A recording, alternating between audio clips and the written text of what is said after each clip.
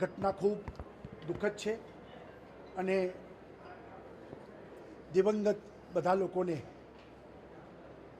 એમને ભગવાન શાંતિ અર્પે અને બધા લોકોને હિંમત આપે, શક્તિ આપે તેવી પ્રાર્થના કરું છું. આ ઘટના કેવી રીતે ઘટી એ અંગે પણ તપાસની વાત કરી છે, આદેશ આપ્યા છે.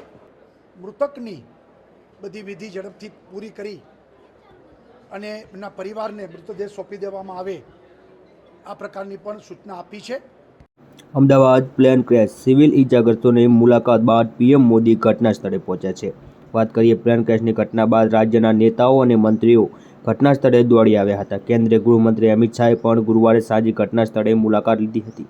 જ્યારે શુક્રવારે સવારે પીએમ મોદી અમદાવાદ આવી પહોંચ્યા હતા અને સિવિલ તેમજ ઘટના સ્થળે મુલાકાત પણ લીધી હતી.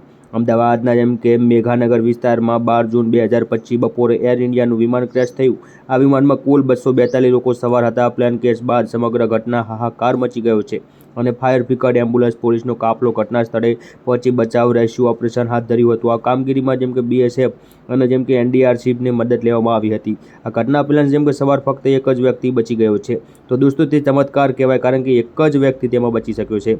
કમનસીબે ઘટના સ્થળે ગુજરાતમાં રાજ્ય પૂર્વ મુખ્યમંત્રી વિજય રૂપાણીનું પણ અવસાન થયું છે તેવું પણ જાણવા મળી રહ્યું છે.